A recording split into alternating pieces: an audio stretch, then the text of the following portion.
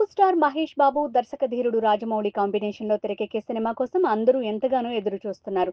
ఎప్పుడెప్పుడు ఈ సినిమా మొదలవుతుందా అని వెయిట్ చేస్తున్న మహేష్ ఫ్యాన్స్ నిరీక్షణకు ఈ రోజుతో తెరపడుతుంది. జనవరి 2న ఎస్ఎస్ఎంబి 29 అఫీషియల్ గా లాంచ్ కాబోతోంది. హైదరాబాద్ లోని రాజమౌళి ఆఫీస్ లో ఈ కార్యక్రమం జరగనున్నట్టు తెలుస్తోంది. ఈ ఈవెంట్ కు మీడియాని అనుమతిస్తారా లేక యూనిట్ సభ్యులతో కార్యక్రమం కానిచ్చేస్తారా అనేది ఇంకా తెలియలేదు. మహేష్ తన సినిమాల ఓపెనింగ్ కి ఎప్పుడూ రాడు. అది తను సెంటిమెంట్ గా భావిస్తాడు. మరి ఇప్పుడు రాజమౌళి సినిమాకు కూడా మహేష్ అదే ఫాలో అవుతాడా లేక వస్తాడా అన్నది చూడాలి. ఇంకా టైటిల్ ఫిక్స్ కాని ఈ సినిమాపైనే అందరి దృష్టి ఉంది.